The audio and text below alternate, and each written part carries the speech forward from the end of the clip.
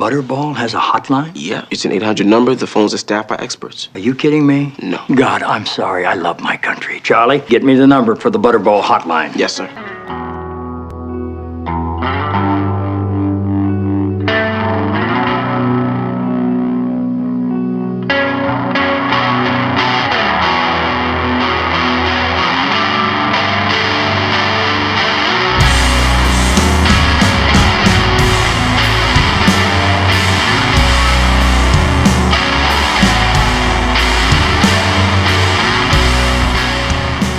Welcome back to the Packy Run podcast. It's been 2 weeks. How's it going, guys? My name is AJ LaGambina. And I am Dan Mayotte. Happy to be back. Sometimes you get a little bit busy in your life. There's no one to blame right there, but, glad to be back on the grind. And I'm going to go ahead and blame myself, and it's all work's fault. I'll take the blame, but it's really my employer's fault for deciding that the holiday season is the perfect time to turn around and mess with my schedule and everything. But hey, what are you going to do? Well, I mean, AJ has yet to reveal his employer, but I think many of you by now are Probably you're either aware. listening. You're probably aware. You're friends with us. You probably either know one of us. Think big company. Big companies. Big companies with retail arms that like to play it fast and loose with their employees' time. And that's my passive-aggressive extent of what I'm going to say about my employer right now. And if you're thinking Amazon, no. You're wrong. I have a soul. No one wants to work for Lex Luthor. It's real. You're not wrong. You're not wrong at all. So we're going to talk about the past 2 weeks of Patriots football. We're going to talk about some things around the NFL, and also as of today, Tuesday at 3:30 Eastern, November 24th, the Grammy nominations are out. So we haven't really looked at them. I gave like a quick glance over. I don't know if you looked at them at all. I think Phoebe Bridgers posted something on Instagram about getting nominated, so that's a thing. That's crazy. So I glanced over it, but we'll give our hot takes about that and what are some of the categories to look out for in our humble opinion. But first, what are we drinking this afternoon? So I literally just 3 minutes ago finished up my workday. It was a long workday, and I was lucky enough to have a 6-pack of Sam Adams Boston Lager sitting in my fridge. So Sam Adams, please sponsor us. And thank you for giving me an afternoon pick-me-up, because I've been up since 6 a.m. this morning, and I feel like I've been beating my head against a wall since 7. That's a yikes. Yeah, it's a big yikes for me, dog. That's a big yikes. And it's only, hopefully it gets better, but we all know. but I'm not seeing it get better anytime soon, though. At least you got the cash in them checks, though. I'm getting them checks for right now. Yeah, that is true. That's all we need. Just keep the money coming in, and we'll take it one day at a time, I guess. Right. Well, I just been feeling a little tired today. So I just finished my second cup of coffee. No, in the past I've mentioned roasting my own coffee. This time I just wasn't feeling it, so I just have some other store brand coffee, including Trader Joe's instant cold brew mix that you can use. So I've been just drinking some of that, and I don't trust instant anything really besides instant ramen. But how is that? It's not bad. It's okay. It's good in a real pinch if you need like a coffee fix. If you're like a coffee snob, you wouldn't like it. So it's the equivalent of like an energy drink where it's just like, I don't think anybody actually truly enjoys the taste or anything, but like sometimes you just need that. You need that caffeine, and you need it quickly. Right. And if you're tight on a budget and you are running out the door to go to work and you don't have time to stop at Dunkin', it's pretty easy. You just put a teaspoon in, and you need 12 ounces of water. That's not bad. And then mix it up and you instantly have coffee. There you go. So quick, easy, done. But I also have a cold brew maker, and we had some in the fridge. So I was sipping on that but I'm all out of it. So resorting to the water now. Got to stay hydrated, friends. Stay thirsty, my friends. Boston Water Department, sponsor us. Oh no. What does it feel like to drink the Charles River? I mean, For those that aren't aware, Dan currently has a third arm coming out of his left side, right around where his last rib is. I am now officially his manager, and I'm in talks with Bill Belichick and Robert Kraft to get the rules of the NFL changed so that Dan can become the next star receiver of the New England Patriots, because Christ knows we need one. you want to know what this water tastes like? Success? No, do you really want to know what it tastes like? I guess. It tastes salty from all the Bruins fans' tears. Shut up. And now we know the real reason why we haven't done the podcast and why we skipped last week. I'm just a huge troll. Like your cousin. Yeah, like Matt Pearson. Matt Pearson, who has lived his entire life as a troll. And I mean that with all the love in the world for my family member. And I think that's a great way to pivot into that week's game. Because we did a live stream during the halftime and also at the very end of that game. Ravens and Pats. Ah, man. So let's pretend this past week didn't happen and give our hot takes on the Ravens and Pats before we all get very sad. Well, especially I think, I felt really good after winning that week against the Ravens, and then the Ravens completely choked against the Titans. Maybe the Ravens are not as good as what we think they are. I think that's been the case pretty much 2 years running. The Ravens constantly get a lot of hype, and I mean rightfully so. I think in a head-to-head, test, Lamar Jackson could probably give Patrick Mahomes a pretty good run for his money. I won't commit to saying one is better than the other, but I would say as far as just like athletic abilities, they're in the same ballpark. They're built different. That's it's undeniable that they're in the same ballpark, but I mean, Lamar just seems to have so much of this hype behind him, and by extension, the Ravens have had so much hype behind them. And this is the second year in a row where people have been talking about, the Ravens. And how do I put this? Quoth the Raven nevermore. like they just keep kind of coming up short. And yeah, I've alluded to this before on the podcast. I'm starting to feel like that's the role of the Patriots in the 2020 season, is that we are not like the most competitive team. We are not the most well-rounded team and stuff, but we've done a really good job of exposing all of the weaknesses in the current team. Two of the greatest teams, or two of the most hyped up teams going into this season, were the Seahawks and the Ravens. We beat the Ravens, and that was a pretty surefire, beat down on the Ravens. Right. And we came within less than a score of beating Seattle. And now both of those teams, you can, as the season has progressed, you just keep kind of seeing like, there were people talking about both of those teams going 16-0 this year, and they are not as good as people thought they were going to be going into this. So that's just, coming out of the Ravens win, I was feeling really good about it. I was feeling really confident, especially considering, some of the issues that other teams have had and stuff. And right. my hubris was the petard that hoisted me. Well, I mean, we went back, going back to 2 weeks ago when we were predicting this game. We both said this is probably going to be a close game.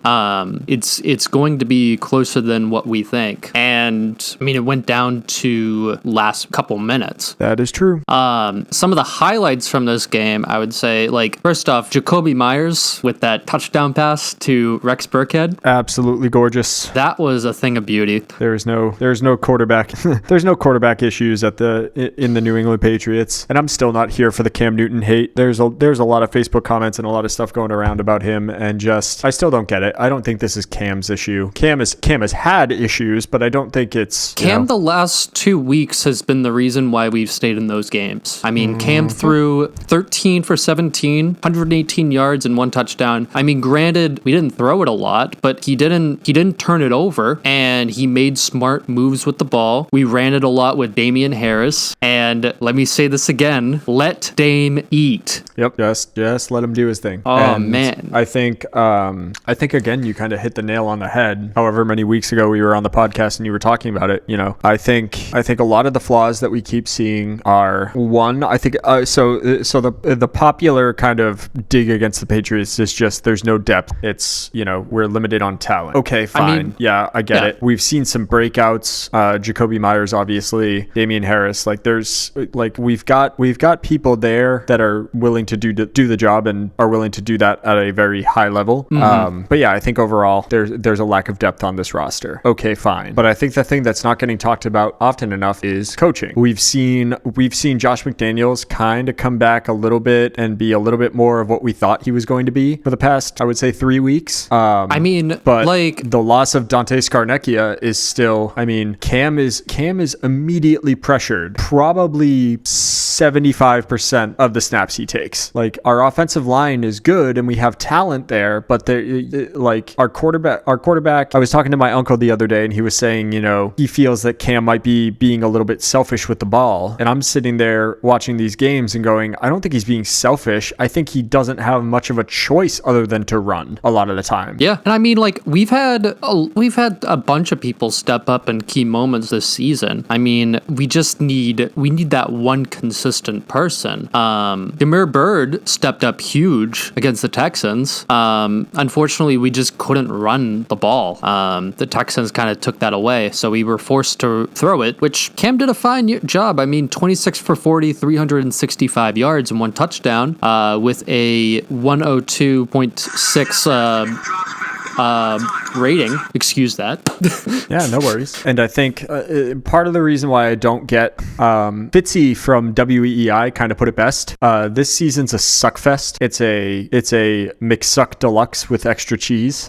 This season's not, this is not the Patriots that we have grown accustomed to for 20 years. But we're still competitive. We're still decent. We have a lot of great building blocks, but I don't get the outright hate that some of, especially the New England media, seems to be giving this team, where it's just well, what do you want? It might be a hot take, but we have an elite quarterback right now. We have somebody who, he struggled after the COVID diagnosis and he wasn't quite himself, but he seems to be back and doing as much as you could ask for somebody. But having watched pretty much every Buccaneers game this season, we'd be doing worse if we had Brady under center right now. I don't think we would have been competitive in that Kansas City game. I think Seattle probably would have run all over us. Yeah. I think the win against the Jets probably would have been guaranteed because, oh my God, if there was an NFL team that you could point to and be this NFL team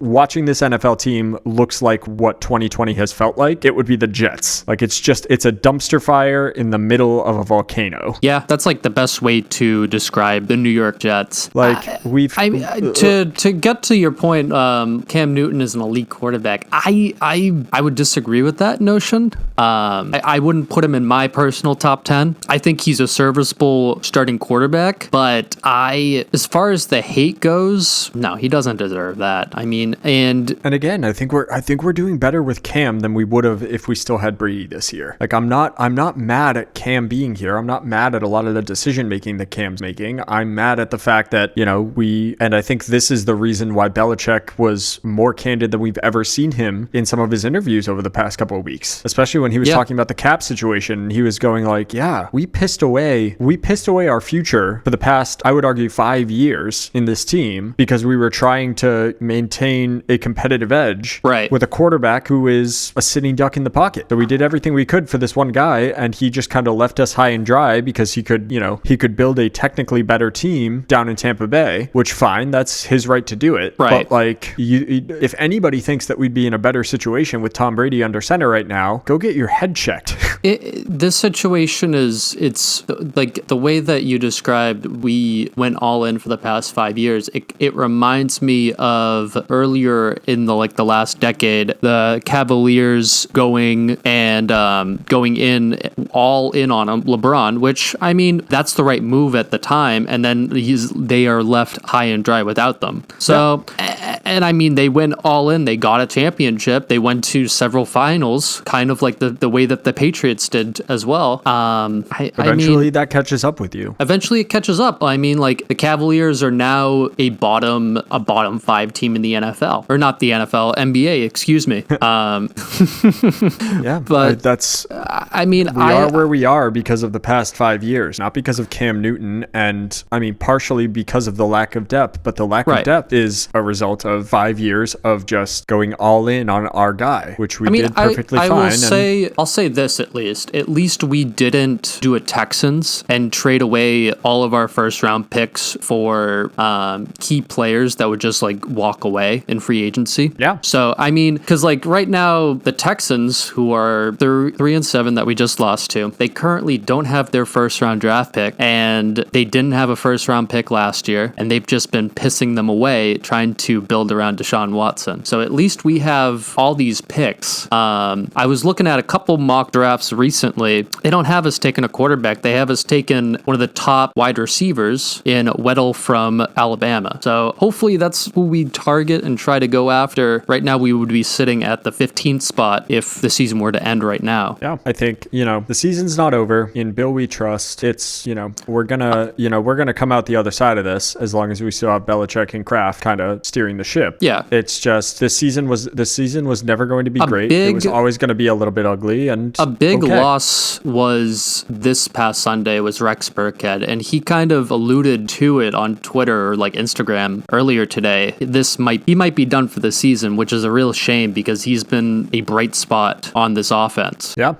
You can't really replace that. I mean, although they looked like they were starting to at least put like James White back in the offense, which that's good to see. I like James White. I think he's a great back, and he was very involved this past week. Chase Winovich. We've got bright spots. Chase Winovich was great this week. Hopefully he can be great this week as well and get after the quarterback. Chase Winovich drew at least like 2 holding calls, which that's huge in like the grand scheme of things. Kyle Duggar, that guy's a missile. Yeah. Like going and trying to tackle everyone. The past 2 weeks he has been everywhere on the field. I really like watching him play, and hopefully he's able to stop Kyler Murray, which that's a tough thing to ask for. Yep. Kind of the same way as Lamar, although we were able to shut down Lamar Jackson. But Lamar Jackson doesn't have DeAndre Hopkins, who that's going to be 2 big matchups in itself, which if there's a team that could handle Deshaun Hopkins, I mean, it would be us between JC Jackson and Stephon Gilmore being back. Yeah, we've got opportunities. Like I said, season's not over. It's not outside of the realm of possibility that we rally, which I feel like I've been saying every week. But, in reality, with the way that things seem to be playing out right now, I think it's pretty safe to say that we're currently looking at a holiday season where the Patriots are not going to be the most competitive team, and COVID still reigns supreme over the United States of America. So we're heading into dark times, my friends. Unfortunately. And I mean, the thing with the Texans game, Deshaun Watson is just too good. That dude is... Yeah, I would say Deshaun is severely underrated. Everybody and their grandmother talks all day long about Lamar Jackson and Patrick Mahomes. But again, kind of similar to what I was saying when I was comparing Jackson and Mahomes, like Deshaun Watson should be in that conversation. He's at least top 5. He's at least top 5. Unreal as an athlete. I mean, like, and the amount of times he was able to slip out of a sack and chuck it downfield, like pinpoint accurate. Like, he put the ball right in the bucket. There was no way of like stopping it. It was right in the receiver's hand every single time. And what's so scary about that is the fact that like these guys are all still young. Like part of the reason why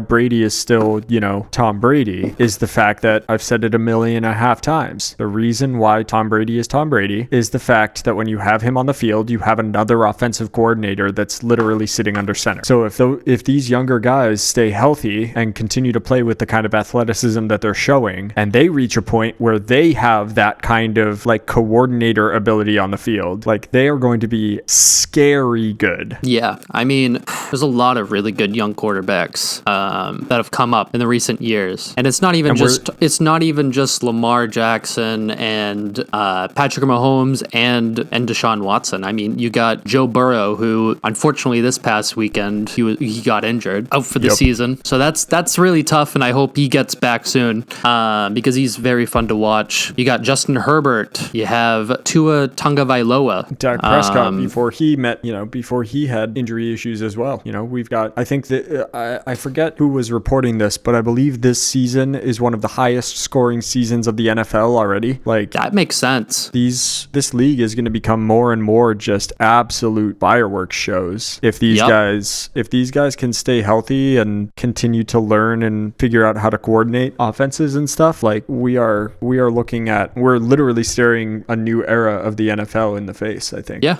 So as we are speaking right now, this is the playoff picture. At least in the AFC, we got the 10-0 Pittsburgh Steelers. We got the Chiefs at number 2. We got the Buffalo Bills at number 3. Indianapolis Colts at 4. Tennessee Titans, Cleveland Browns, and the Las Vegas Raiders lead the tiebreaker over Miami and Baltimore, which I think the Chiefs are still the best team in that bunch. Yes, the Steelers are a good team. I think they have a good roster all around. Ben Roethlisberger is having a great season. They have good wide receivers. They have good weapons. They have a great defense that they've built. But if you look at the teams that they have beaten this season, first off, when they're facing the NFC, they're facing the AFC East this year, which by everyone's account is the worst division probably ever of all time. I mean, every team is under 500. It is not good. Nope. I think they are the weakest 10-0 team of all time. And I know that's going to make your cousin mad, but what he gets for rooting for the Steelers. You see what I mean? I mean, they have faced the Eagles this year, the Giants, the Broncos. Actually, let's look at all their games so far. Week 1, Giants, bad team. Broncos, injury to hell, still bad. Texans, yeah, they beat the Patriots, but this is also when they were coached by Bill O'Brien, who Bill O'Brien is awful. They won. Eagles, terrible. Browns, I think they're the same. I think they're in the same position as the Steelers. They're bumped up because they're playing the NFC East. Okay, they won against the Titans. That's a real game. Okay, real opponent there. Ravens, real opponent. Okay, they won. Cowboys, bad. Bengals, bad. Jaguars, bad. I think the Ravens are pissed off and beat the Steelers this week. I would like to see it. I think that that's kind of the reason why every time I'm looking at the Steelers and seeing the hype behind that team and stuff, every time it's just kind of like, yeah, fine. But they beat the Cowboys. Congratulations on being 10-0, but and they're only winning those games against really bad teams by like a field goal or a single score. It's not like they're running all over those guys and absolutely demolishing them. Like, cool that you're 10-0. That's the same thing. What were we, 6-0 at the beginning of the season last year? Yeah, but we were facing all bad teams. And I remember saying it to several people. Several people were like, oh, the Patriots are so good this year, blah, blah, blah. I'm like, no, they're not. Nope. No, they're not. Like, this is a bad team. Watch. And then people were like, oh my God, I can't believe how bad they were. It's like, yeah, duh.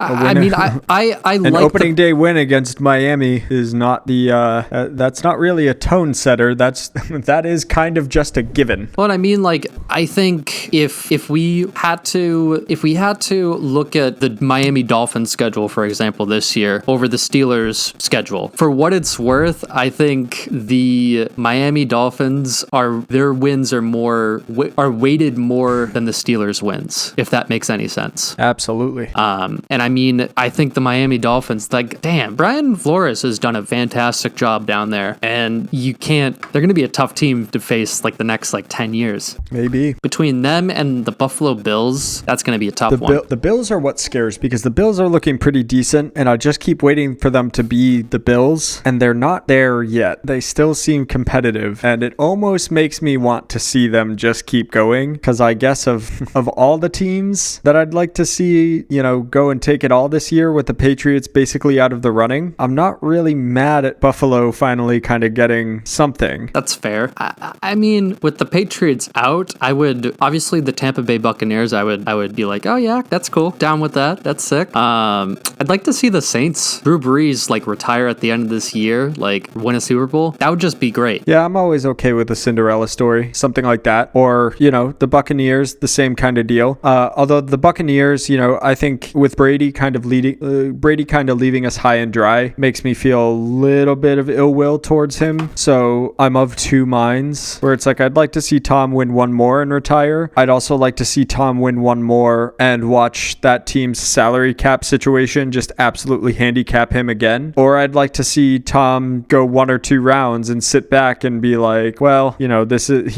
all the money in the world and all the weapons in the world doesn't necessarily mean that you're what you are. Like, that's, yeah. I'm not, and not wishing ill will, that just the story and like the media reactions and stuff will at least give us, if the beer virus continues to just ruin everybody's life, at least there will be a little bit of, release in being able to watch some of those storylines play out. So at this point, yeah, again, like my base instinct, my number one goal is still just like, man, I'd love to see the Patriots rally and a bunch of other teams just kind of fall on their face and just be able to sit there. Even if we just manage to squeak ourselves into the playoffs, I'd love to see something like that. But that's highly unlikely. So at this point, I'm just looking around the NFL and going like, well, what's going to be the best story? What's going to be the most entertaining games? And I guess I'll just take that for whatever it is, because God, somebody between work complications and COVID and politics and going into the holiday season and not being able to really like see anybody or do anything. Right. Like, man, just give me some entertainment, because Netflix has run its course for me. Disney Plus is just about there for me. Like, there's not a lot of things that I can do or watch or read about that are like immersive for me anymore. So I just need the NFL to give me some sort of good just entertainment value. That's fair. For me, I think the team to look out for, and I think they have a real shot at making the Super Bowl, and I think it's the Titans, man. Like, the Titans are just, they are... Oh, God, please, no. They're just... I know in reality that they're really good, and Mike Vrabel is a fantastic coach, and Ryan Tannehill has kind of come into his own and everything. I mean, like... But good God, I do not think I can stand to live down here with, like, I've talked about it before. Like, Titans fans are like Philadelphia Eagles fans, but worse because they don't actually have, like, a Super Bowl win in the modern era. Like, they are so full of themselves. It's like, okay, well, where's your ring? Nowhere for 20 years? Okay, shut up. I called, but I couldn't hear a ring. Yeah, like, that's the thing. And I'll tell literally any Philadelphia Eagles fan, you got your one win, you got your ring, you got it over the Patriots, and you deserved that win. You played better, you did everything better. That's cool, dude. But you got one, and you've been resting on your laurels for what, 3 years, 4 years now? Like, relax. Your team kind of blows now. Yeah, I mean, and you got rid of the guy that got you there. Like, you had an season that year, and then Wentz was out, and you got Nick Foles, who like brought you down the stretch and admittedly did a really awesome job, and you kicked him to the curb. I think you're missing details. You're missing details in that story, man. So like, well, that's the basic outline.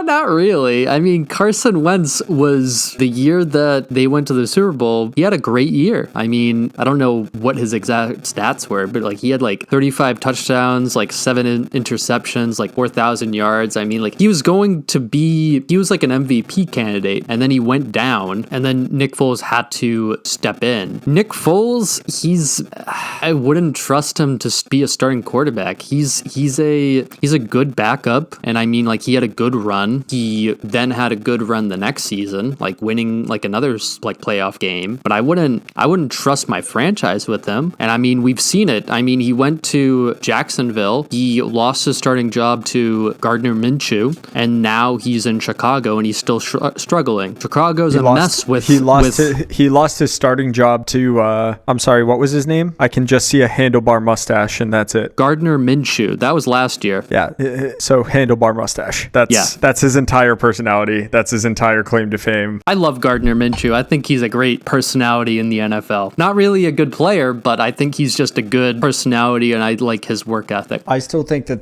I think that a lot of the times, like, the stats tell one story, but like game film and actual like human emotion and stuff tells another one, and that's why I kind of get on Eagles fans about the whole Nick Foles thing. Is just like, I think part of the reason why Nick Foles has become so inconsistent, and I agree, I wouldn't trust him now to be a starting quarterback, but I really think that after that Super Bowl win, if the Eagles had given him a chance instead of just dropping back to Wentz and giving Foles the boot, I'm not saying they would have gone back to back or anything, but I think that the Eagles would have been better off. I mean, or at least a little bit, you know. I mean, that's fair now to say, considering how Carson has, like, he's struggled this year so far.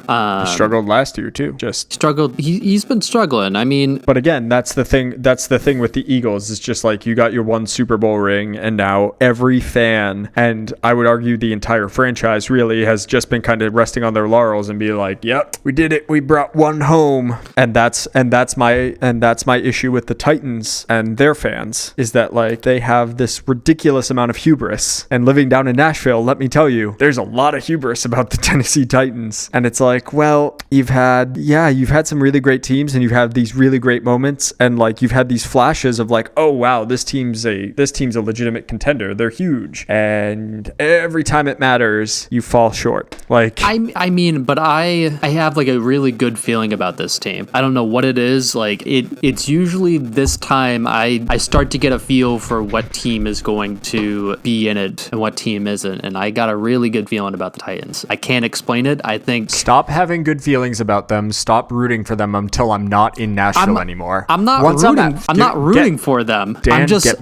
get me out of Nashville, and then give me a year to just recover from give me a year to recover from the fever dream that has been living in Nashville for 2 years. And then I might have like a little bit of rose-colored glasses, and I can sit back and be like, yeah, the Titans, they're okay. Like, Nashville's an okay city. But right now, while I'm living down here, no. Because, God, I cannot deal with a Titans fan if they win the Super Bowl while I'm still down here. I don't want to hear it. That's fair. Now let's talk about the NFC, because we haven't gotten into that yet, and then we can move on to some other things. So as it sits right now, we got the Saints at 8-2. That's the number 1 seed. We got the LA Rams 7-3 at number 2. Number 3, we got the Green Bay Packers at 7-3. Eagles at number 4, 6-1. Number 5, Seahawks 7-3. Tampa Bay Buccaneers 7-4. Arizona Cardinals 6-4. And usually, yes, in the past there has been only 6, but this year they've expanded it to 7 playoff teams for each conference. So the only person that's getting a bye is the number 1 seed, which kind of there's more at stake, I would say, which is kind of nice. Yeah. Who are you pulling for? Gun to your head. Gun to my head? Oh, the Eagles. No, I'm kidding. Man, I would love to see either the Saints or the Packers. I want to see Aaron Rodgers win another ring, or just Drew Brees. I can't say I really care all that much about Aaron Rodgers, but I mean, I'm not mad at Green Bay. I'd be okay. I'd be okay with Aaron getting another ring. Drew Brees, again, I cannot find a care in the world for the Saints as a whole, but you know, watching some of the highlights of like mic'd up moments, I don't know if you've watched it, but this past year's Pro Bowl. I never watched the Pro Bowl. It's waste of time. So I don't watch the Pro Bowl at all, but watching like the mic'd up moments from the Pro Bowl and watching Drew Brees with his 2 kids who are both obsessed with Lamar Jackson, like hanging out and just, you know, playing football and talking to all the different guys and stuff. Like, yeah, Drew Brees seems like a guy. Like give him seems like give a him good one, guy. give him one and let him retire. You know, that would be. I wouldn't be mad at it. Especially since he's been like injured. Hopefully he comes back. It's so entertaining to like the NFC East is so entertaining to me. And one of my favorite YouTubers by the name of Urinating Tree. I've mentioned him before, and I've retweeted some of his tweets. He does this series every week called This Week in Sports Ball, where he just like highlights all like he gives a synopsis of like what happened in the NFL week and goes game by game by game. And he started this series last year called Tank Bowl, where it's just like two bad teams trying to tank for the and he just talks just mad shit about it. It's hilarious. This year he has dubbed the NFC East division as Tank Division, and it's just entertaining to watch and listen to his banter about it. So if you ever want to get a good laugh, I would search Urinating Tree and watch his commentary. Fair. Just for the entertainment and the memes, that's why I like that division. But I mean, I feel like there should be a thing where like if you're that bad, you just shouldn't qualify for the playoffs. Yeah. Like I want to watch the best teams play. I don't want to watch a bad team who only made it because the rest of his division is terrible. And again, that ties into kind of Patriots talk, especially for the past 20 years. Like the number of people that talk about like, oh, it's so boring that the Patriots are back in the playoffs and we always see them and stuff. Like the entire point of the playoffs is that you're watching the best of the best, dude. Like if the Patriots are the best of the best and they maintain that for so long, like there's a reason. But they were the best for that long. They were always in the playoff conversation because they were the best. I'm sorry that your team didn't make it and stuff, but I do think it kind of says something that, even the diehard Patriots fans, being your two hosts on this podcast, are still sitting there and looking at the playoffs and going, well, the Patriots aren't the best of the best. As, the fact that the Patriots are our hometown heroes, obviously I want to see them there, and we've grown accustomed to seeing them there. But at the end of the day, if I'm going to watch playoff football, I care about the game and I care about watching and being entertained by the game. And if the Patriots aren't the best of the best, then I hope that the best of the best is actually playing. Right. I just thought of a point that I just wanted to make. Like, I do not trust the Seahawks, and also just based off of what we've seen the past couple of weeks from the Seahawks, they're not a really good defense. And I mean, I think part of the reason why we were so competitive in that week 2 game was because the Seahawks defense is just that terrible, to be honest with you. So it just, what it says is just like, yeah, this team is okay. I think Russell Wilson will carry them only so far, but will it be enough? I don't think so. I think the defense has forgotten how to tackle and play and cover. The Seahawks are in a very similar position overall. This is kind of separate to your point, but it's related. The Seahawks are in a very similar position this year to the Patriots last year. I would argue more like early 2010s. Like for a while there, Tom Brady was cooking. He was in his prime, but our defense was some of the worst in the league. Yeah, especially when they were under Matt Patricia. I know how much you liked him, but he was a terrible defensive coordinator for the Patriots. Well, again, Matt Patricia, I feel the same way about him as I feel about Josh McDaniels right now, and why I'd kind of laugh at any team, next season or in the next couple of seasons that thought that Josh McDaniels could have a head coaching job. I think they'd run into the same issue that the Lions are in right now, where it's just like when you have not even all of the pieces, but when you have like 4 or 5 other chess pieces there that you can really rely on, and it works together and there's a chemistry there, then it's great, which is why Matt Patricia had the successes that he had with the Patriots. Right. Like he was a great defensive coordinator with the Patriots because he had the rest of that coaching staff. He had Bill Belichick. He had, I struggle to say it lately, but I still think it holds up. Like he had the greatest quarterback of all time. Like he had at least a few of those other chess pieces to really help him out. And instead of riding that wave, instead of continuing that, and that's just the nature of the NFL. That's the nature of any business. I mean, he left and he went to the Detroit Lions, where he has, I'll give him a little bit of slack. Like he does not have the same caliber of chess pieces in that organization that he had when he was in the Patriots. But also, he was not the be all end all. He was not, particularly great. He just happened to be in a system and surrounded by other coaches and other players and things like that really like brought out the best in him. And when you remove him from that situation, oh, look at that. Like the Detroit Lions are a joke. So, well, they've always been a joke. Let's be honest. I mean, well, yeah, and that's part of the thing with like they've been an irrelevant franchise for 20 years now. Actually, no, longer than that. You're never ever going to be able to solve problems with one chess piece. And you can see it with Matt Patricia being the head coach of the Detroit Lions. You can see that with, I mean, look at all the hype that Baker Mayfield got when he got drafted. And how many years have we been sitting back and watching everybody talks about Baker Mayfield, Baker Mayfield, Baker Mayfield. And, you know, to a certain extent, rightfully so, overhyped kid, not the greatest athlete, not the greatest quarterback, not the sharpest mind that's under center in the NFL. But also, he's playing for the Cleveland Browns. Like that organization is just trash from top to bottom. I'm a Baker Mayfield defender here. I wouldn't call myself a stan of his, but I am a defender. He's had 3 years in the NFL. He's had 3 different head coaches. Let's cut a little bit of slack there. And yes, he was the number 1 overall draft pick, but the first year he was with Hugh Jackson, who arguably the worst head coach of all time, and fired in the middle of the year. Then you got oh God, what's his stupid name? I mean, either way, the last head coach should not have been in a position to be head coach, and now he's with a new one. And I don't know if it's so much as him not playing well. I mean, he's had his moments where he's not played particularly well, but it might just be an organizational thing. And I mean, the Browns are a mess. They've been a mess for 20 years. And I think if he was in like a stable like situation, he'd be able to go and be good. And maybe this is the year. I mean, so far the Browns are 7-3, and they look to be pushing for a playoff spot. And I'm pulling for them. I like to see them be successful because they've been so bad for so long. Well, and that's kind of that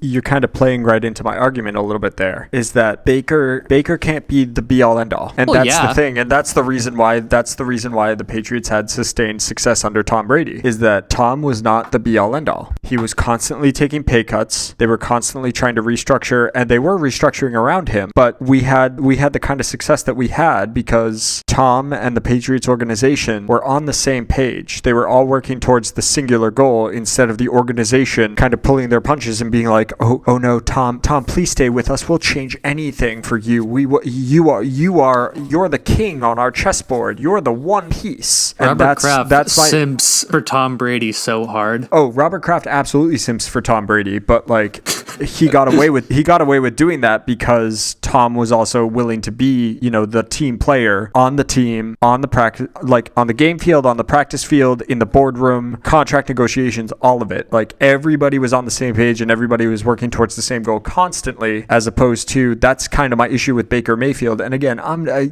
not a Browns fan. I don't follow them particularly closely, but the impression that I get hearing about the Browns is that they're like, oh, well, he was the number 1 overall pick and we're going to spend every bit of money we can and we're going to constantly structure around this one guy because that's our one guy. But that's what you do in the NFL. You get the quarterback, like the main guy, and then you build around. I mean, look at the Cardinals going out and getting DeAndre Hopkins. Look at the Falcons with Matt Ryan and Julio Jones and like all the pieces that they try to build around them. I mean, yeah, but how many of those organizations have had sustained success the way that the Patriots have? None of them, because it has to be a symbiotic relationship. It has to be a give and take between the two instead of this guy's the king. And we also built around Tom as well. I mean, we did, but Tom was constantly I forget how many seasons in a row he was taking pay cuts and was constantly restructuring and constantly like that kind of relationship, which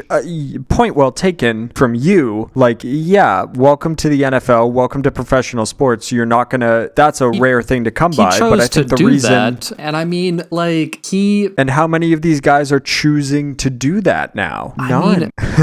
Even also, Tom. Well, like, even Tom decided, well, the money's not good enough. This is a little bit much. I'm gonna take my talents to Tampa Bay. Like, well, in Baker's defense, and I know I'm defending. You're Baker sipping here for him a little bit, but go for it. Well, I'll let you be a Baker apologist. What I'm saying is, as far as his contract goes, because because he's still on his rookie deal, he doesn't really have much leverage in that negotiation. Like, what he gets is what he gets. Still a bunch of money. Now. What? Especially now. I mean, the way that contracts used to work with NFL rookies, you could sign for a lot more money. Now it's way more restricted at this point, especially after like Sam Bradford. There was Jamarcus Russell, who signed huge contracts before even taking like a snap in the NFL. Both were fails. Both failed. Both were busts. But I mean, we'll see what happens when Baker decides to negotiate another contract. I don't know. I want young quarterbacks to succeed. And if that makes me a Baker Mayfield apologist, so be it. Fair. I mean, I will say that like I didn't like him out of college. That video of him running away from the cops kind of like turned me off from him. Yeah. But I kind of want to see what he's up to. And we will see. All right. Do you have any other NFL points to make? I'm done for today at least. Yep. Well, the Thanksgiving lineup is going to be interesting this year. I will be watching with interest because I will be sitting alone at home. I will heat up my pre-cooked turkey breast in the oven, and I will have a couple of glasses of wine, and that is the extent of my Thanksgiving plans because I am a sad, lonely boy. Yeah. I mean, I'm excited for the Tampa Kansas City game. So am I. I want to see how that goes, and I'm actually not sold on rooting for Tampa on that one. Like I'm just extremely interested in how that game plays out because for the past couple of years we've seen Tom with limited weapons and stuff under center with the Patriots playing against Kansas City, and they've managed to pull it off a couple of times, and they've gotten their asses handed to them a couple of times too. So I'm really interested to see how that plays out when Tom has, ungodly amounts of talent and money surrounding him because he struggled even against some of the less notable teams this season. So watching him go against reigning Super Bowl champs is going to be interesting. Yeah, that will be. And I think that's it for NFL talk. Let us know what you think and hit us up on Twitter and Instagram at PackYourRunPod. I believe we both have the day off on Thanksgiving, so you'll probably be seeing tweets from both of us as the week progresses. Yeah, especially when this episode comes out. That is true. We're going to shift to the Grammy nominations for 2021, which appears to be slated for January 31st. So that's going to be cool. Indeed. Let's do some of the ones that we normally look for. So, Record of the Year nominations are Black Parade, Beyonce, Colors by Black Pumas, Rockstar, Da Baby featuring Roddy Ricch, Say So by Doja Cat, Everything I Wanted by Billie Eilish, Don't Start Now, Dua Lipa, Circles by Post Malone, and Savage by Megan Thee Stallion. I've heard 3 of these songs. Let me see. I think I've heard pretty much all of them at one point or another. I know I've heard Say So by Doja Cat. I know I've heard Circles by Post Malone, and I know I've heard Savage by Megan Thee Stallion, and that's it. Yeah, I've heard Rockstar. I think I've pretty much heard them all. I think my favorite one out of this bunch is Circles by Post Malone. It's also with I'm a rock fan with a bias, so that's like it's a biased take. Keep that in mind. You think it's going to be Circles? I don't think it's going to be Circles, but Circles is my favorite song out of this bunch. If I had to pick, I think it's between Savage or Say So. Yeah, I think it's going to be Savage. I think the Beyonce feature, I don't know if that's a remix or if that's part of the actual song. Like what's a bigger song on TikTok? Cuz both of those songs were like gigantic. You hit the nail on the head right there, is that all of these songs are just big ass TikToks. They're TikTok songs. Which isn't a bad thing. I don't think it's a bad thing. I think it's a little, I went to a music industry summit last year around this time, and they were talking about TikTok and how important it is to get your music out there on TikTok. And this is proof because all these songs are huge on TikTok, and I've heard where people have sent them to me. Yeah, I think it's a toss up between Savage and Say So. There's been a lot of drama around Doja Cat. There's been, there's been drama around been drama Pretty much around everybody. Megan Thee Stallion. Yeah. There's been drama, and there's been attempts at cancellations and stuff for pretty much all of these artists besides Beyonce, who is, I think she's queen bee for a reason. I think I have a lot of respect for Beyonce, as I still struggle to use the word artist with her because it's just, she's a fantastic performer. She's done a lot of really, really great work just using her platform, but True. and maybe it's just my own ignorance, but like, I don't really see her as an artist. I don't really see many of these people as artists. They seem to be, the performers. They have their teams for everything from writing to recording to social media to everything else. So, that is what it is. And I won't get too mired in trying to earn punk points or whatever. I think that's a really big hot take to make. I think there's still like a performance is art. Yeah, and I get that. And it's all just kind of, it's the Grammys. It's, it's the definition of a popularity contest. So viewing it through those goggles, I still come to the same conclusion. I think it's a toss up between Say So and Savage. They're two of the most just prevalent songs that we've heard for the past year. Again, Doja Cat, it's not an endorsement of her and what she does or whatever, because she seems a little sketchy sometimes, or a little bit too much of just like that weird like hype beast, clout monster, just weirdo that the internet has bred. But yeah, that song Say So is it's got that Saturday Night Fever, big old 70s vibe to it. Song's pretty cool. I don't mind hearing it. And Savage is just, I think Savage is the more prevalent of all these songs. That song is just everywhere all the time for a straight year. So I think it's a fun song. Yeah, I think that's like, everyone likes to say like, I'm a savage, classic, bougie, ratchet. Like everyone loves like doing that, and like everyone loves doing those dances. So so I think if you put a gun to my head, it's probably Savage. I wouldn't be surprised to see Say So. I'm gonna say Say So just because. I think it's the better overall song. I think Say So is a better song than Savage. Let's move into album of the year. We got Chulumbo by Jhené Aiko. Oh, thank you for pronouncing that. I think. We got Black Puma's Deluxe Edition by Black Pumas, Everyday Life by Coldplay, The Jesse Volume 3 by Jacob Collier, Women in Music Part 3, Haim, I think? Haim, yeah. Future Nostalgia, Dua Lipa, Hollywood's Bleeding, Post Malone, and Folklore by Taylor Swift. Wow. It's actually kind of a stacked lineup as far as pop music goes. I don't know why Coldplay's there.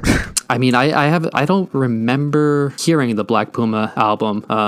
Maybe I'm a little bit out of the loop with that one. Coldplay, I have an inherent bias towards them. I don't like them, so I'm not going to listen to them.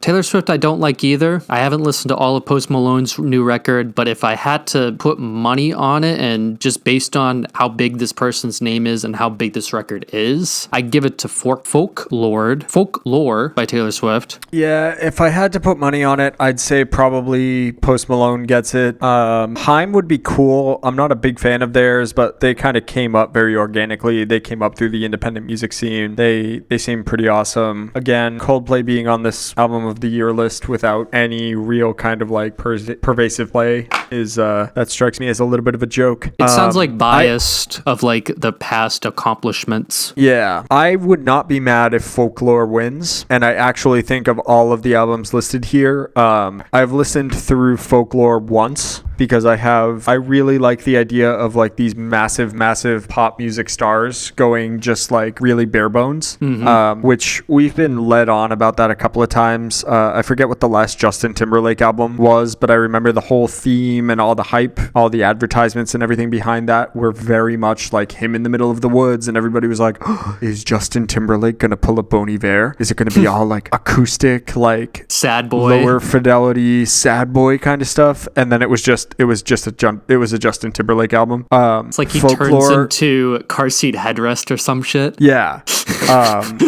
Folklore was the first pop artist that's used that kind of marketing and stuff, and then the album actually came through, and it was like, oh, she did that song off of Folklore. I forget what the title of the song is, but she did a song with like Bon Iver, and Aaron from The National did a bunch of production and instrumentation and stuff on it. I remember that.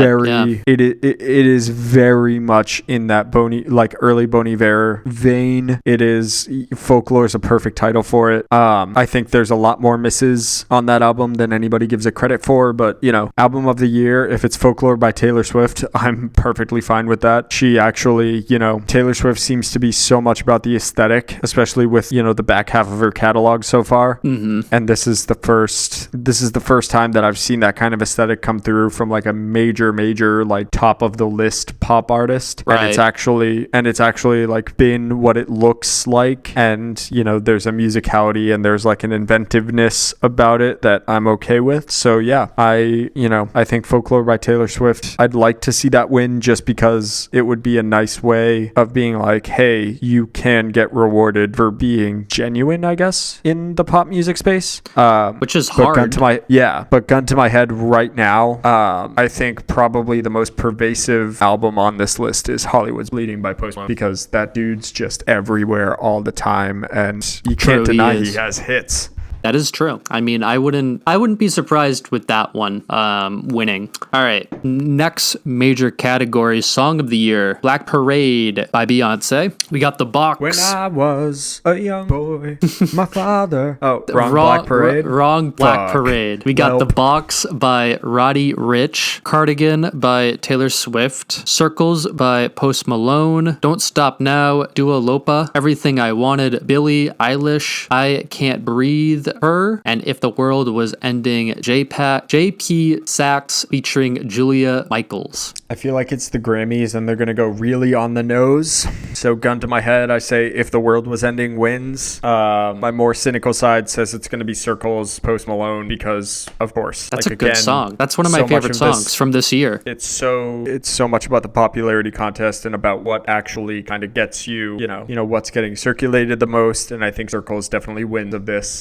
Although Cardigan by Taylor Swift could probably pull it out. Again, she has such a built-in base, and then with this album specifically, she is kind of winning over a lot of people like myself, where it's like, okay, like you have like there's a musicianship there, there's a craft there, and there's like an ability to kind of manipulate your pop stardom to be able to do what you really want. So my wish list for this list would be Cardigan. My obvious answer is If the World Was Ending, because the world seemed to have been ending for the past year, and that's a really popular song and that's everywhere, so I wouldn't see them pull that out. And then my even more cynical take is just, it's going to be Circles, because Post Malone is everywhere. He has a Bud Light endorsement. You can't turn on the TV without seeing this kid. That's true. That's fair. It's so I think it's so crazy that this dude who literally tried out to be an Attack is now doing pop music and is like just really good at it and more rich than everyone else and successful. Yep. Was it an Attack or was it another post-hardcore band? I forget. It was some. Honestly, he wanted to be a guitar player for some god awful post-hardcore band. It was like Enter Shikari or Ice Nine Kills or Attack or something like that, and he just pivoted to hip hop influenced lo-fi pop and just knocked it out of the park, and has had insane pop success doing it. For me, I think a song that is deserving to be on this list, and I don't know what I would take out and put this song in to replace it. I'd put in Blinding Lights by The Weeknd. Yeah, that song, I think that deserves to be in there. I think pop music as a whole has moved a little bit away from like the 80s worship kind of thing. If that song had come out a year ago, I think that would have been just the standout clear winner for Song of the Year, and it's just a little bit of a timing thing. But yeah, I think that song blows all of these songs out of the water. I think it's that, but also that song is everywhere. Like I hear it everywhere. I think that song should be on the list. Yeah.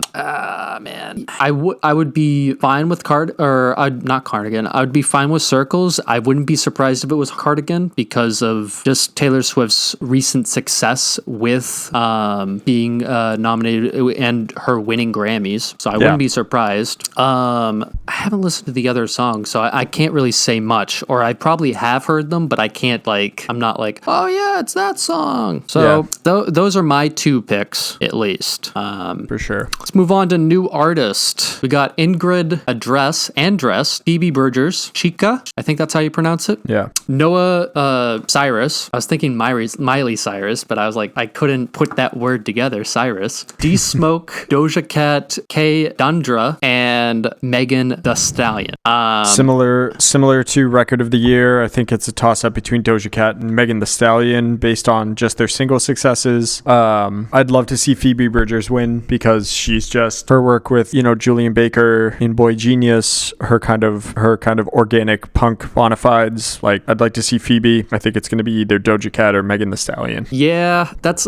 I mean, I like Phoebe's past works and I like some of her past projects. I couldn't get into this past record. That's just me. Yeah. But I would have loved to see her win. But if I had to put money on it, it's either Doja Cat or Megan Thee Stallion. Yeah, it is what it is. Unless you have anything to add, go to pop solo performance. Yeah, we can go to that one because that's going to be a good one. And then do We've you want to Yummy? Well, do you want to skip down to a couple more and do like rock performance and talk about the rock performances and then finish up, or any more you want to talk about? Let's do pop solo performance and pop duo, and then we can get to some of the ones we'll have actual hot takes on. True. All right. So pop solo performance, we've got Yummy by Justin Bieber, Say So by Doja Cat, Everything I Wanted by Billie Eilish, Don't Start Now by Dua Lipa, Watermelon Sugar by Harry Styles, and Cardigan by Taylor Swift. I think this one's a no-brainer for me. Watermelon Sugar? Yeah, I think best pop solo performance, Watermelon Sugar is the clear winner here. I don't think it's, there's a reason why pop solo performance is in a different category than record of the year or song of the year. I think best overall is probably, it's got to be Watermelon Sugar. It's just, it's catchy, it's good, it's just Harry, it's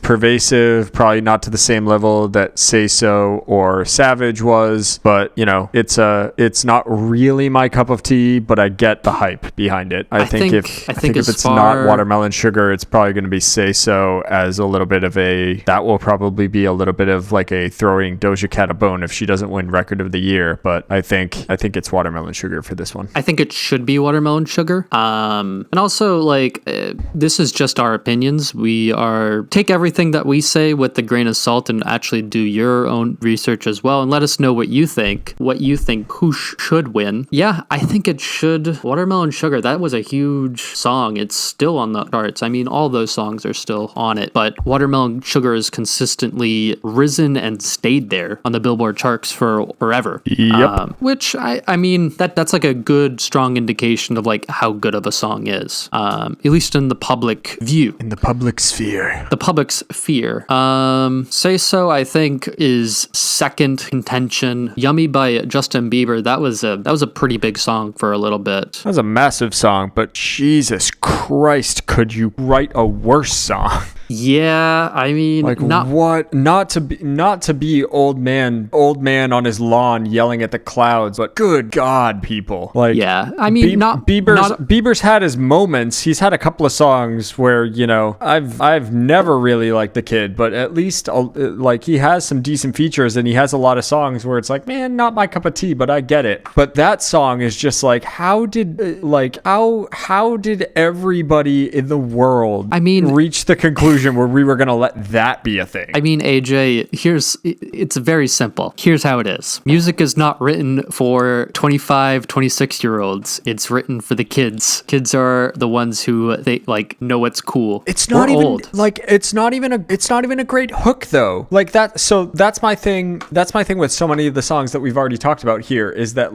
they're not great songs. Like lyrically, pretty much everything here is leaving a lot to be desired, and musically there's some more to be desired as well, but every part of Yummy by Justin Bieber is just, it's like, this is how kids, when kids were our age and they heard Baby by him, I get why that song was huge, but at least at the absolute very least, probably the most positive thing I can say about that song is that you can sit back and be like, it's cute, he's 13 years old, and it's unrequited love, and he's he has a massive hit song. Baby,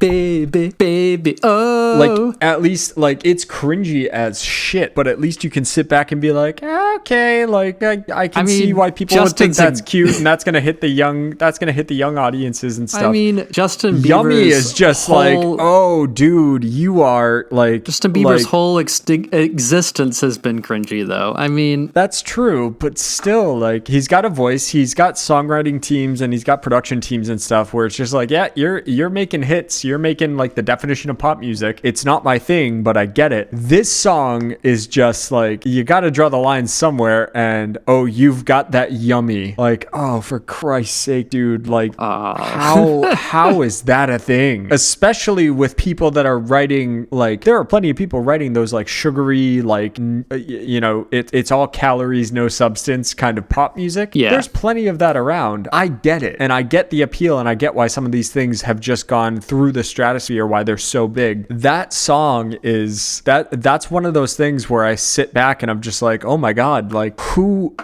sits back and listens to this and doesn't look at themselves in the mirror and who doesn't listen to this and then turn around, look in their bedroom mirror and go, there's something wrong with me. I mean, he's laughing to the bank, though. What do we got? Yeah, keep getting them checks, dude. I'm not trying to take anything away from you know, my fellow human being, but oh my god. Yeah. Like, I mean, not your cup of tea. So we think Watermelon Sugar, Harry Styles, that's the pick. That's the one. Pop duo group performance. And I think I would say this is arguably one of the strongest groups in the whole, like, this year with the Grammys. For sure. You have Un Dia One Day by Jave Belvin, Dua Lipa, Bad Bunny, and Tanny. Intentions by Justin Bieber featuring Quavo. Dynamite by BTS. Rain on Me, Lady Gaga with Ariana Grande. Excel by Taylor Swift featuring Bon Iver. Bonnie Bear. Whatever.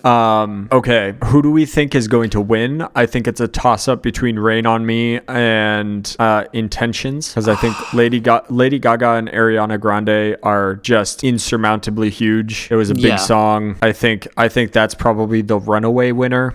Intentions, Justin Bieber featuring Quavo, again, just insurmountable popularity there. I think the come from behind winner, if the Grammys really kind of want to pull the bait and switch on this one, is Dynamite by BTS, because that K-pop thing is just, I don't get it. Right. Most of it is just so not up my alley, but the absolute, like, die hard, insane, like, and I don't hesitate to say this, the Beatlemania level of, like, devotion to BTS on the internet is insane. So I could also, if it's not Rain on Me or Intentions, I would not be the least bit shocked to see BTS. I would like to see BTS win. I don't really know BTS that well, but like I just respect them so much and what they do. And my girlfriend, she worked, so like Live Nation has these pop-ups that you can go to and buy merch at, and BTS had one and sold out. Like a lot of everything was like sold out, and like thousands of people were going through to buy things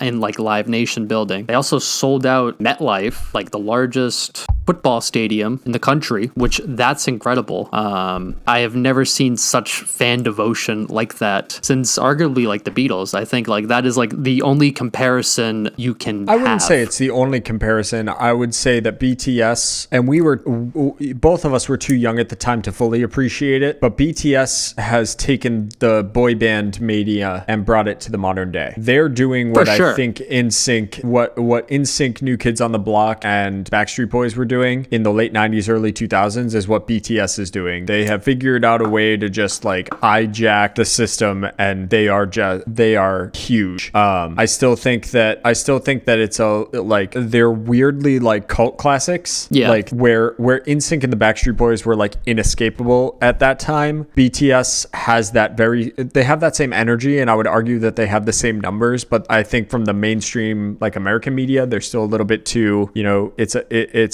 a Korean K-pop group, so it's a little bit too niche for like the normies to quite get, but they're still like insurmountably huge. So I think it's a toss-up between Rain on Me and Intentions, but I think that the fact that they're on the list at all probably signals that the Grammys Grammys are leaning towards BTS for this particular group. Personally, though, I'd love to see Exile, Taylor Swift, and Bon Iver win it, though, because and this is, for me, it's not a hot take, that's the most interesting thing that Taylor Swift has done in her entire career.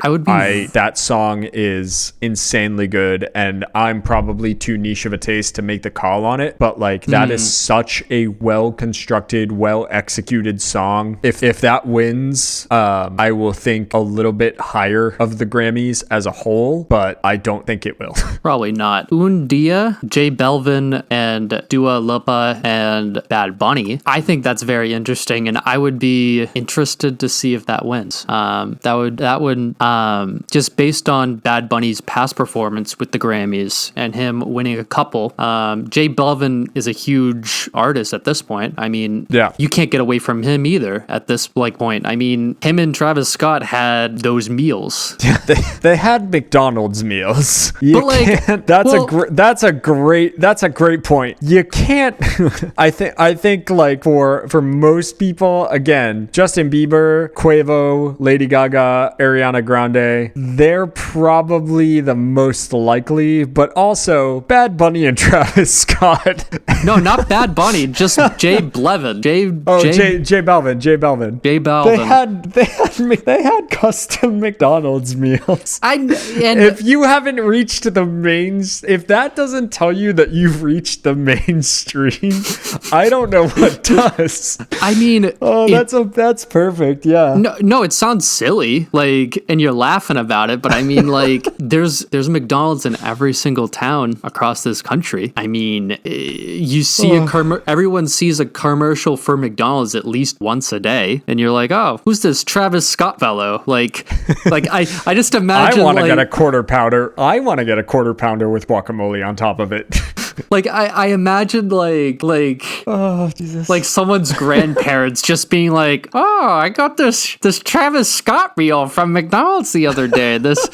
I mean, it's too good. I mean, pop culture is important when we're talking about the Grammys, and like that is, I think it's one of the peaks of pop culture. Yeah. I'm pulling for those two. I mean, like I want to see someone less traditional win, like a pop duo, as like a popular thing. That's just me. Yeah. If I had to pick it, though, it'd probably be Lady Gaga and Ariana, if I had to be like truthful. But I'm pulling for those two songs because I like to see some variation. Will we see it though? Probably not. All right, next one up. What are we talking about? Let's go to best rock performance. All right. We got Shamika by Fiona Apple, not. by Big Thief. Kyoto by Phoebe Bridgers. The Steps by Am. I think it's Haim. Stay High by Brittany Howard, and Daylight by Grace Potter. I have no idea. I'd like to see Phoebe win it. Again, we talked about it with Best New Artist. I'd like to see Phoebe win it. I'd be okay with Haim winning it. I listened to Phoebe, and I know Big Thief. They're pretty good. I like Big Thief. That's the extent of it. I'd like the two of those. I don't know what's actually going to win though, because I don't know what's the most popular of them. I don't know. If I had to guess, and it's going to be to my dismay, it's going to be Fiona Apple. That's just the biggest name there. I mean, Grace Potter's pretty big too, but it's the biggest name there, but. And I haven't looked at a lot of best albums like to this point lists, but like at the point of July, that was like the number one album for everyone. And I mean, say what you will about Pitchfork and how like kind of pretentious they are when they are reviewing an album. I mean, they don't give out a 10 very often, and a lot of people trust them as far as for their music opinions. I wouldn't be surprised if Phoebe won it with Kyoto. I mean, her album is huge. If I had to pick what I would want, I'd want Big Thief with their song Not. I like Big Thief, and they're my favorite out of that bunch. Yeah, I'd say I'd like to see Phoebe. I wouldn't mind seeing Haim. The rest of them, meh, but in reality, probably Fiona Apple. Right. All right. Best rock album, A Hero's Death by Fontaines DC. Kinawanta by Mike Kinawanta. Daylight by Grace Potter. Sound and Fury, Sturgill Simpson. The New Abnormal, The Strokes. I feel like the Strokes get it on name recognition alone. I feel like that too. I haven't listened to the rest of these albums though, so I can't really make an informed opinion. I've only listened to the old Fontaines DC record, and I wasn't really that impressed by it. That was just me. Yeah. And I know like it's you can't solely base a band off of one album in the past, but I don't know, it kind of just turned me off from them. If I had to pick, I think it would be the Strokes. Just that's a huge band. They also came back this year and started doing shows again. So well, until the world kind of shut down, but Yeah. they were God, I worked their show on New Year's Eve. Yeah, I think it's. If I had to guess, it would be the Strokes on name recognition alone. That's. I there's think my hot take on that one. I think overall it's a weak category. Very much so. And same with alternative. Same with alternatives. Alternative album of the year. I think. Yeah, we got Fetch the Bolt Cutters, Fiona Apple, Hyperspace by Beck, Punisher, Phoebe Bridgers, Jamie, Brittany Howard, and The Slow Rush by Tame Impala. And if you know anything about, if you've listened to past episodes of this podcast, you know how much shit I have talked about the Fiona Apple record and how much I've said it's not good. It's not good, but it's probably going to win. What should win probably is Punisher, even though, again, I don't really like that album either. Rock is just not good this year. I don't think that's a hot take. I think it's actually the facts. I think rock music is kind of dead. Yeah, so I'd like to see Punisher. I think Fiona Apple wins it. A cool come from behind would be Tame Impala, because I have a lot of respect for them. I'm not a big Tame Impala guy, but they're still, they are at least consistently interesting. So I would like to see Tame Impala, but that category is barely relevant. Let's finish up here with the best metal performance nominees. Oh, there are a couple there that I am pulling for. Yeah. I need to find them real quick. Need to scroll down.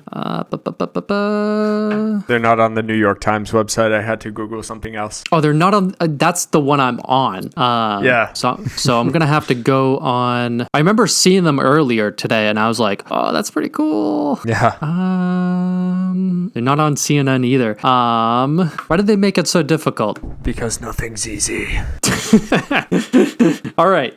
Got it now. All right. And we're in for a doozy. We got nominees for 2020 Best Metal Performance. We've got Bum Rush by Body Count, Underneath by Code Orange, The In Between by In This Moment, Blood Money by Poppy, and Executioner's Tax, Swing of the Axe by Power Trip.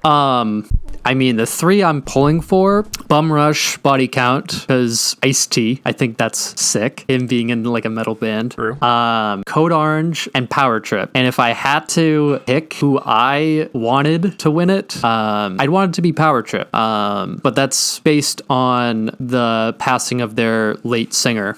So that would be a great moment. Yeah, I'm with you. I think Power Trip winning would be a really nice moment. Code Orange getting nominated for the second year in a row is a big thing, especially considering where they came from and how they were kind of tangential to so many of the artists that you and I grew up loving. Right. Having Code Orange on that list is pretty sick. I'm not mad if they win that. But gun to my head, I'm saying that Poppy would probably be the one to win it, because again, it's the Grammys. It's kind of a popularity contest. And the fact that Poppy was this weird electronic, like pop music experiment thing that was around while we were in college, and now all of a sudden Poppy is like a legitimate metal artist. Like that transition and how smooth that transition actually was is actually kind of really cool, and it's very pervasive, especially in like internet community stuff. So if I had to say who's gonna win, it would be Poppy. But yeah, I think for me, as far as preference goes, it would be a toss up between Power Trip and Code Orange. I'd want to see Code Orange win it, and have so much history with that band, just listening through them throughout the years. And I think it's a good metal record. I checked it out right at the beginning of quarantine. They released it right when venues were shutting down, and they had one of the most successful live streams in ever. I mean, they had 13,000 people tune into their Twitch live stream for their their record release. And I watched a little bit of it, and it's one of the coolest coolest concert performances, concert like DVDs, like videos I've ever seen. I think it was like just the visual effects and how they performed. It was like just really cool, even though it was to an empty like venue in Pittsburgh. Yeah. I hope they win. They went big on it, and I think it paid off. So yeah, I'm okay if Code Orange wins. I think I'd like to see Power Trip win. I think it probably goes to Poppy, but time will tell. Yeah, and I mean, this isn't for another 2 months at this point, so gonna be a little bit of a waiting period. The voters will decide. Yes. Let us know what other nominations we should look at, whether we missed some that you wanted us to go over and discuss, whether it be country or some of the more hip hop or R&B. We'd love to check it out and give you guys our opinions, or give us your opinions on who you think should win the nomination for the Grammys. At Packy Run Podcast on Instagram and Twitter. Hit us up. Of course. Let's do some recommendations and then we'll get out of your hair. I got mine ready. Yeah, you want to do yours? Yep. So for the second time on the podcast, I'm going to plug In Spirit, metalcore band from Boston. Their latest single, Deep Cove, is now out on Instagram, Spotify, and Apple Music, and all your other streaming platforms. It's a cool throwback metalcore sound. It's melodic. It's heavy. It's riffy. It's all the stuff that I was listening to in high school, and those guys are knocking it out of the park as far as I'm concerned. Great song, great band, good guys. You should go check it out. It's called In Spirit from Boston, Massachusetts. Hell yeah. And then my other secondary pick is just, I'm not sure if I've talked about it on the podcast before, but I've been going to the grocery store and buying Impossible meat, the Impossible beef, which is just, it's insane how much it tastes like actual like beef. True. It's all plant-based, really nice, tastes really good. It's so good. And I've got a burger that I made with the Impossible beef and a couple of other things sitting in my freezer, and that's what I'm going to eat for dinner when we're done recording. So go check that out. I like that company. I like the product. It's good stuff. Hell yeah.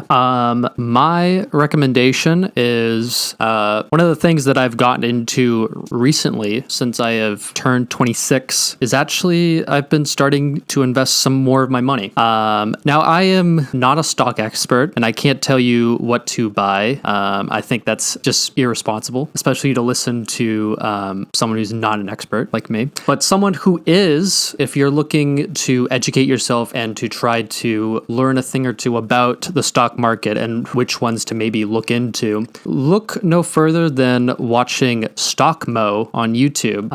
I've watched a lot of his videos. He's given lots of great tips. He's actually somebody who teaches stock market to college and high school kids, and he just does videos on YouTube and does a great job explaining it and what to expect in like the current market. And I've gotten some of his tricks and made a little bit of money, hopefully a little bit more later on, but it's all worked out. Diversify your portfolio, bro. Yeah, I mean, I was looking at our demographic of who's listening to this show, and it's mostly 23 to 27 year olds. So you might as well start investing a little bit now. I know it sounds daunting and it sounds a little like overwhelming, but it only takes like a little bit and then you can grow from there. Make capitalism work for you guys. Make your money work for you. That's what I think of it as. True.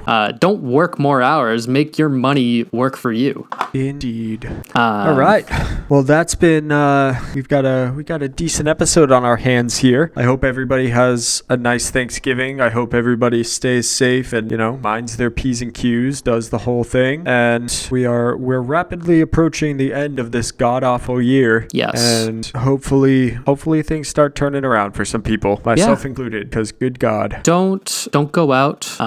Don't try to have your whole family over for Thanksgiving. Just keep it with your own personal family, your single family or whatever. Numbers are rising and we all got to be safe at this point. And I hope everyone has a happy, safe, and great Thanksgiving. It's my favorite holiday. Because you like the food. I don't blame you. It's you know what it is? It's the food and there's no pressure of buying presents and you spend less money, like less pressure to try to get presents for people. Plus the leftovers the day after. Thanksgiving sandwiches are the greatest thing in American society. Yeah, no doubt. All right.